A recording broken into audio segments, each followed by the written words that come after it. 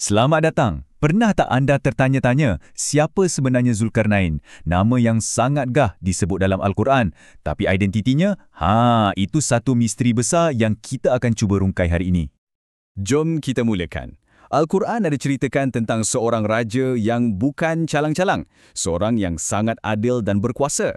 Kisah dia ni bukan setakat cerita biasa, tapi satu kisah tentang iman, tentang kuasa dan pencarian identiti yang dah buat ramai cendekiawan pening kepala beratus-ratus tahun lamanya.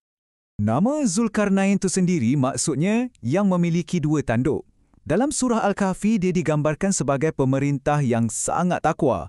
Dia terkenal sebab pengembaraannya yang luas, kebijaksanaannya dan yang paling penting, dia bina satu tembok besar untuk halang Ya'juj dan Ma'juj. Jadi, Al-Quran bagi kita beberapa clue penting. Dia beriman pada satu Tuhan, kuasanya sangat besar dan dia memerintah dengan adil dari hujung barat sampai ke hujung timur.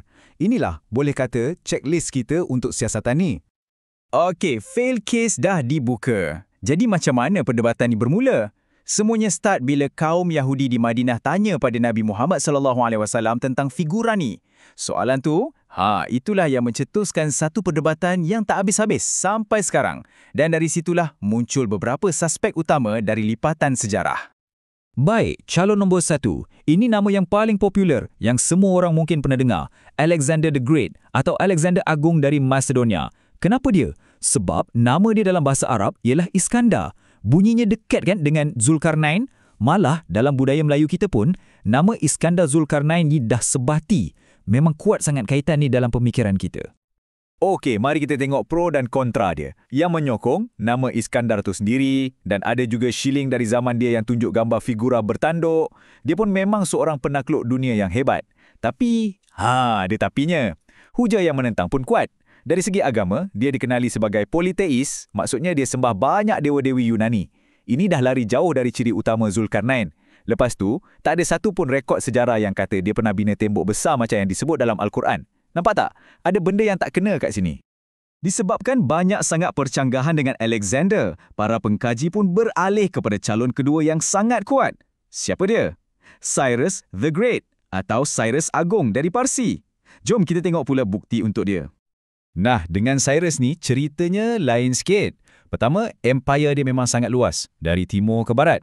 Kedua, dia dikenali sebagai pemerintah yang adil dan ada kecenderungan ke arah monoteism, percaya pada satu Tuhan. Ketiga, dan ini sangat penting, dia yang bebaskan kaum Yahudi dari tawanan di Babylon. Dan yang paling menarik, ada satu monumen purba yang tunjuk dia pakai topi keledar dengan dua tanduk.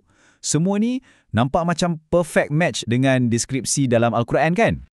Ada satu petikan yang merumuskan segalanya. Berbanding Alexander Agung yang bukan penyembah Tuhan, Cyrus Agung adalah seorang yang beriman. Ramai ulama berhujah bahawa dialah Iskandar Zulkarnain. Nampak tak? Perbezaan utama kat sini ialah soal akidah dan perwatakan. Cyrus ni nampak jauh lebih sepadan dari segi keimanan berbanding Alexander. Okey, kita dah ada calon yang kuat Cyrus, tapi tunggu dulu.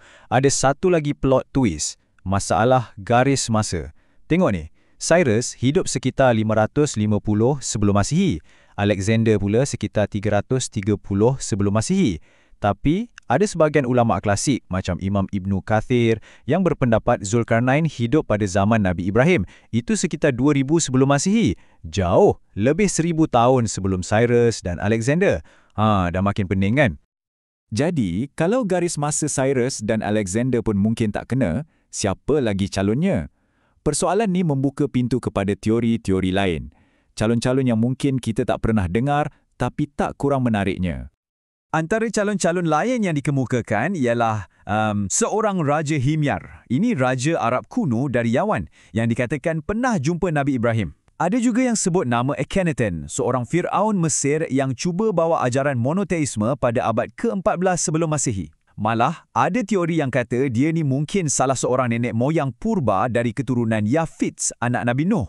Nampak tak betapa luasnya pencarian para sarjana ni? Ia merentasi pelbagai tamadun dan zaman.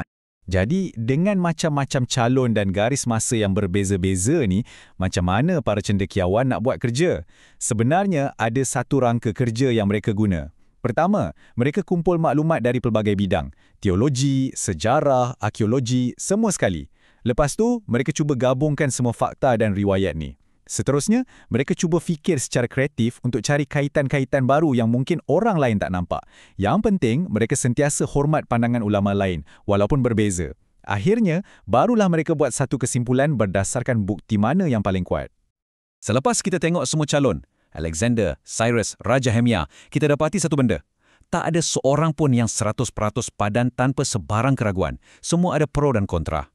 Ini buat kita terfikir, mungkin selama ni kita tanya soalan yang salah. Mungkin persoalan utamanya bukanlah siapa Zulkarnain. Kalau kita tengok secara visual macam graf bar ni, kita boleh nampak dengan jelas. Kekuatan bukti untuk calon macam Cyrus dan Raja Himyar jauh lebih tinggi. Hujah untuk Alexander, walaupun dia yang paling popular, sebenarnya nampak paling lemah bila kita ukur dengan kriteria utama yang Al-Quran dah bagi. Dan ini membawa kita kepada kesimpulan yang paling penting, Al-Quran sahkan kewujudan Zulkarnain bukan semata-mata untuk kita tahu nama dia dalam buku sejarah. Tak, tujuannya adalah untuk bagi kita pengajaran. Pengajaran tentang apa? Tentang kepimpinan yang adil, tentang keimanan dan tentang macam mana nak guna kuasa yang ada untuk buat kebaikan. Jadi, saya nak tinggalkan anda semua dengan satu soalan untuk difikirkan. Adakah pengajaran daripada kisah Zulkarnain ini sebenarnya jauh lebih penting daripada identiti individu itu sendiri? Mungkin pencarian kita selama ini bukanlah untuk mencari nama, tapi untuk memahami prinsip-prinsip kepimpinan sejati yang tak lapuk di zaman yang dia tunjukkan. Fikir-fikirkan.